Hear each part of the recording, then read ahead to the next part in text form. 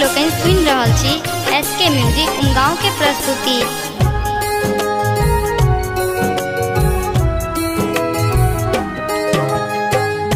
महिमा के हम गबै छी, सब साल अहाँ हमरा अंगना आबै छी।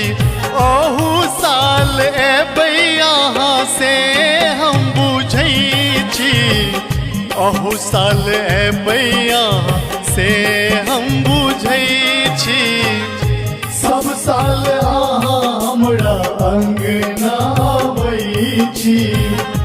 महिमा के हम गबै छी, सब साल अहाँ हमरा अंगना आबै छी। सब साल अहाँ हमरा अंगना आबै छी।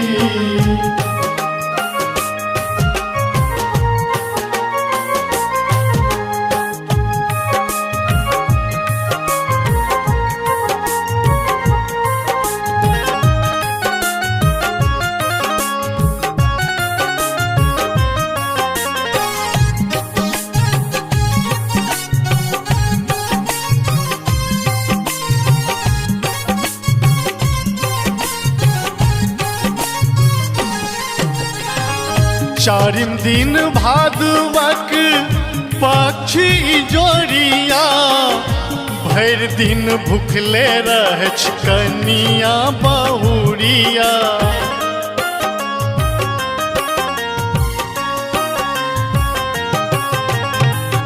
चारिम दिन भादवक पक्षी जोड़िया, भरि दिन भूखले रहै कनिया बहुरिया।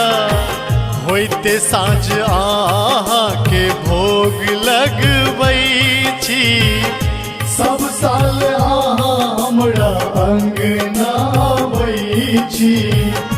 महिमा के हम गाबै छी, सब साल अहाँ हमरा अंगना आबै छी।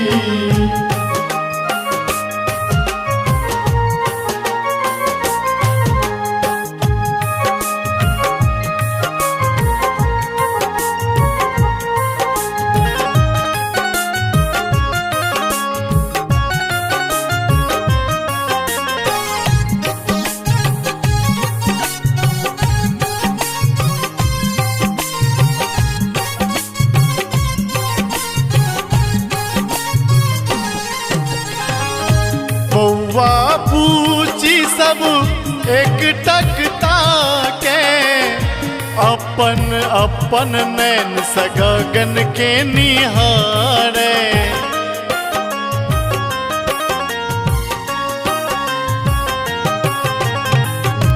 बौआ पूची सब एकटक ताके, अपन अपन नैन सँ गगन के निहारे।